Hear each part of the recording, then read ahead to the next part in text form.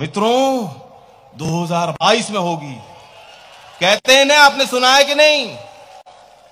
लेकिन बंगाल में मैं आंकड़े देख रहा था, ताज्जुब की बात है। मैं मोदी जी को कहना चाहता हूं, ज्यादा नहीं लगता, अगर आपका दिल है तो देश की जनता आवाम के आगे खड़ा होकर कह दीजिए, माफी मांग लीजिए कि नोटबंदी गलत फैसला था। ये होता है बड़ा दिल। ये कह दीजिए जीएसटी के लिए देश तैयार नहीं था। ये कह दीजिए फसल बीमा योजना में किसानों के अत्याचार हो रहा है, लूट हो रही है, मैं नहीं कर पाया जो करना चाहता था। शायद देश की जनता के दिल में नरमाई आ जाए। लेकिन हम लोग जानते हैं मोदी जी करने वाले नहीं है, माफी मांगने वाले नहीं है, गलती को मानने वाले नहीं है। ये उनकी जिद है। तो मैं आपसे हाथ जोड़ के निवेदन करता हूं देश की जनता से, आप मन बनाइए। हम लोगों ने दृढ़ निश्चय के साथ आगे बढ़ने का फैसला ले लिया।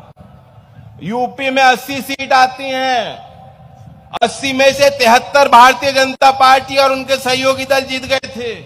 पिछले चुनाव में ऐसी आंधी भूचाल आई और मुझे मेरे लोग कहते थे कि भाई हम तो बहुत लोगों से हारे हैं, तुम तो हेमा मालिनी से हार गए।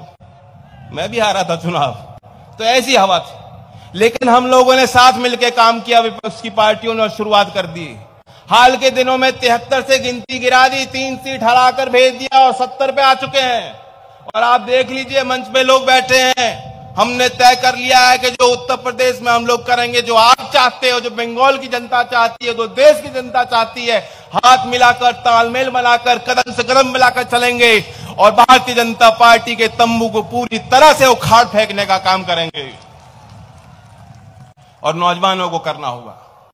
देश के कवि, राष्ट्र कवि रामधारी दिनकर जी के शब्दों में मैं कहना चाहता हूं कि चोटे खाकर बिफरो कुछ अधिक तनो रहे, धधको स्फुलिंग में बड़ अंगार बनो रहे। तो हमें संघर्ष करने की जरूरत है। मैं आखिर में कलकत्ता की, बंगाल की जनता को इतने प्यार से आपने हमें बुलाया और बातों को सुना, मैं कहना चाहता हूं, अपने आखिर में इस बात को कह के खत्म करूंगा, अमी अपना के भालोबासी।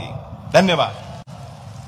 जयंत जी को बहुत बहुत बधाई हो। बहुत सारे किसान का बात किया है, हम लोग भी किसान के लिए, हमारा इधर में ट्रिपल इनकम हो गया है। मोदी जी ने कहा है डबल इनकम करेंगे 2022 में, लेकिन हमारा इधर में ट्रिपल इनकम पहले ही हो चुका है।